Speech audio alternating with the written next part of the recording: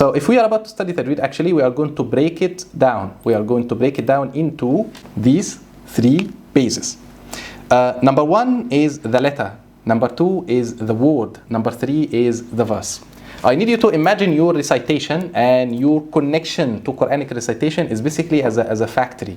You know, a factory, that's a process to produce something, right? So your recitation is the product. And what you do is the process. So I need you to think of it like this. If I'm producing something, I need to have machines. And these machines need to have a process. And that process, producing units. And then after that, after the assembly unit, after a unit, I have the major product or the total of one product.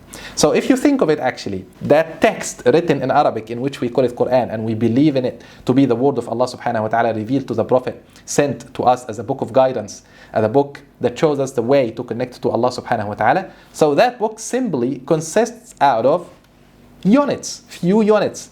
The smallest unit in that book is basically one letter.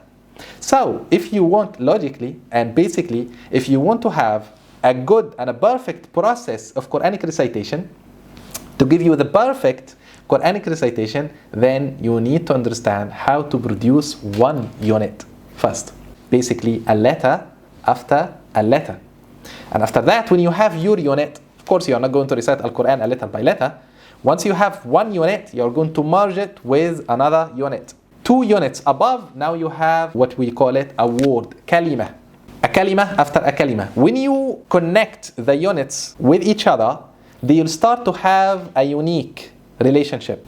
That unique relationship is going to generate some sort of interaction between these 2 units, in which sometimes we call it idgham, we call it ikhfa, we call it idhar, we call it iqlab, we call it mad, and we have different types of mad. All that comes actually not due to one unit.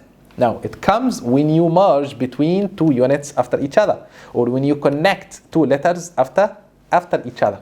So that is basically your second basis right here. Once you're done with that, of course also you're not going to recite Al-Quran a word after a word, right? So a word after a word, that will give you one sentence.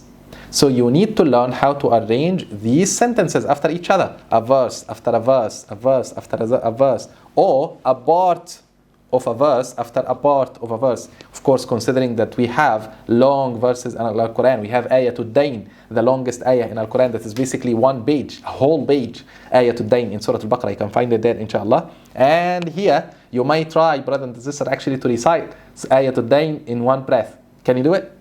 I have tried actually, but I failed. Maybe you can, inshallah.